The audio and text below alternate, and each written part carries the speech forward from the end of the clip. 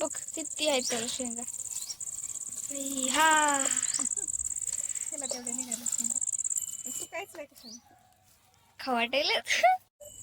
चला तर एवढी निघाली भेंडर आणि थोडी निघाली गवारी आणि इथं आहेत आपल्या भुईमुगाच्या शेंगा नुसता फिरफट. नमस्कार, श्री स्वामी समर्थ. कशा आहात सगळेजण? मस्त मजेत असाल अशीच अपेक्षा करते. आणि बघा आमचं खेड्यातलं वातावरण. आणि म्हणलं आता चला थोडा वेळ स्वयंपाकाचा टाईम झालेला आहे. तर आता आम्हाला तोडायचे आहेत भेंडर. तर आपल्या जवळच्या शेतामध्ये लावलेला आहे भुईमुग आणि कडीने लावलेली आहे मका. तर चला इथले आंबे आणि भेंडर तोडायचे. तर चला तर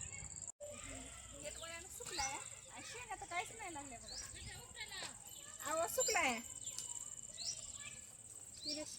कसं काय सुकलंय.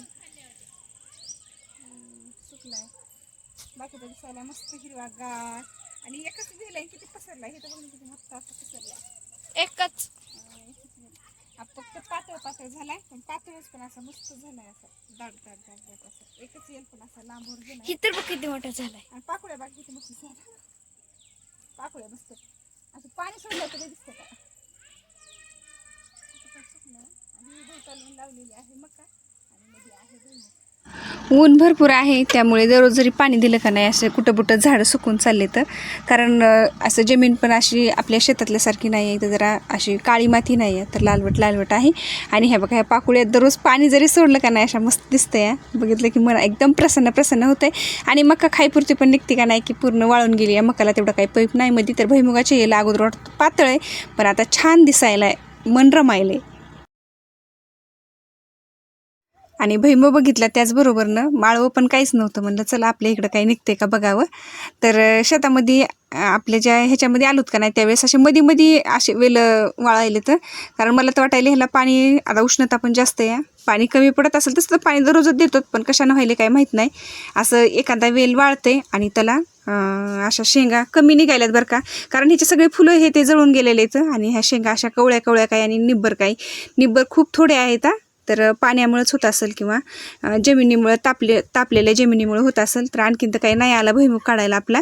पण हा पसऱ्या भुईमुग आहे बरं का. कारण एक वेल जर असला तर असा भोवतालून पूर्ण असा गोल गोल असं पसरते. तर ह्याला पसरा भुईमुग असं म्हणते. तर कोणता कोणता असा उपटा भुईमुग असते ते जास्त काही उंच होते पण असा पसरत नाही. तर ह्याला पसरा भुईमुग म्हणते.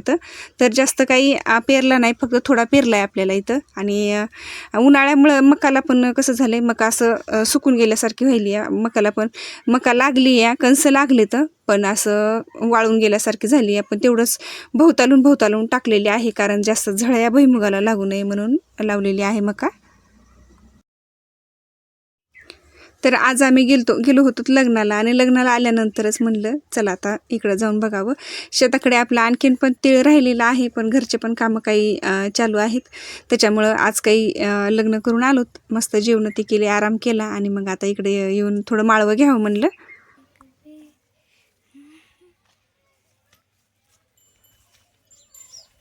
आहेतच आपले भेंडराचे झाडं जवळपास 10 ते 12 असतील. पण बरेच वेळेस बघतो भेंडर निघाली. आपल्या घर भागापुरती तेवढे भेंडर निघाली. तर आता भेंडर तोडून आज जेवणाचा बेत म्हणलं तर भेंडर भाकरी.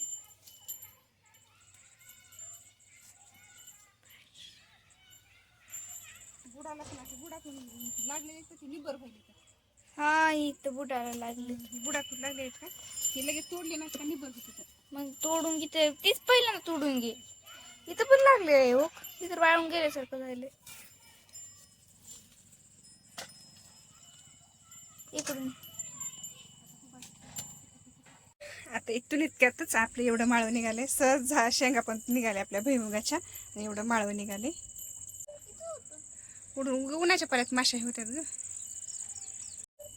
चला तर एवढी निघाली भेंडर आणि थोडी निघाली गवारी. आणि इथं आहेत आपल्या भुईमुगाच्या शेंगा. नुसता फेरफटका मारला तर एवढं आपलं माळवं निघालेलं आहे. आणि बघा इथं मस्त आंबे येतं पण आंबे तर सध्या आणखीन काही तोडायला चालू केले नाहीत शेतातले आहेत. तर चला आजचा व्हिडिओ कसा वाटला. आपलं माळवं छोटंसं कसं वाटलं. आणखीन मकाच्या कसं पण यायलेत बरं का. पण आणखीन निब्बर झाले नाहीत. तर निब्बर झाल्यानंतर खाता येतील किंवा भाजून खाता येतील किंवा उकडून खाता येतील. तर भेटू उद्याच्या व्हिडिओमध्ये. आजचा व्हिडिओ कसा वाटला बाय.